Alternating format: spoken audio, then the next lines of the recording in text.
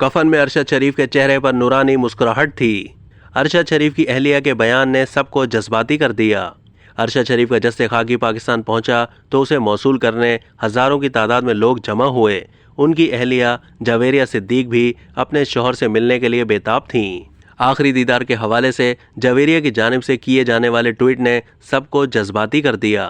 جویریہ کی جانب سے سوشل میڈیا پر اپنے شوہر کے جسد خاکی سے متعلق کہنا تھا کہ بالآخر آج اپنے شوہر سے کئی مہینے کے بعد ملی ہوں، لیکن وہ کفن پہنے لیٹا ہوا تھا۔ چہرے پر نورانی مسکراہٹ تھی۔ میں نے ارشد کو اٹھانے کی کوشش کی تاہم کوئی جواب نہیں ملا۔ سینئر مقتول صحافی ارشد شریف کی نماز جنازہ فیصل مسجد میں ظہر کی نماز کے بعد ادا کی گئی۔ ارشد شریف کی تدفین H11 قبرستان میں کی گئی۔ اب تک کے لیے اتنا ہی۔ مزید معلومات کے لیے ڈیلی جنگ کے YouTube چینل کو سبسکرائب کیجیے۔